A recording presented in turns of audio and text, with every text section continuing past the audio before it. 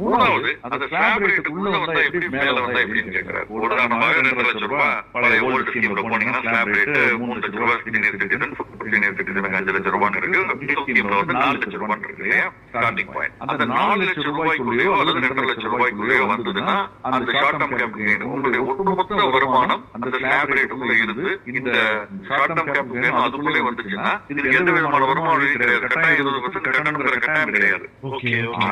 ஆனால் அந்த 2 லட்சம் ரூபாய்க்கு மேல வந்துச்சுன்னா நீங்க ஓல்ட் ஸ்கீம்ல இருந்து நீங்க சீனியர் சிட்டிசன் இல்ல நார்மலான ஆளா இருந்து 2 லட்சம் ரூபாய்க்கு மேல வந்துச்சுன்னா அந்த மேல எவ்வளவு ஷார்ட் டர்ம் கேபிட்டல் கெயின் வருதோ அதுக்கு நீங்க வந்து 20% கட்டணும். நீங்க ஆக்சுவலா 5% டாக்ஸ் பிராக்கெட் வருவீங்க அல்லது 10% டாக்ஸ் பிராக்கெட் வரலாம். புதுசு 4 லட்சம் ரூபாய்க்கு மேல உங்களுக்கு வந்து வருது வருமானம் அதுல இந்த ஷார்ட் டர்ம் கேபிட்டல் கெயின் வருது அப்படின்னு வச்சுக்கோங்க. நீங்க உங்களுடைய ஸ்லாப் ரேட் 5% 10% இருந்தால் கூட ஷார்ட் டர்ம் கேபிட்டல் கெயின் 20% கட்டணும். இது சாதகம் என்னன்னு பாத்தீங்கன்னா நீங்க 30% டாக்ஸ் பிராக்கெட்ல வந்தால்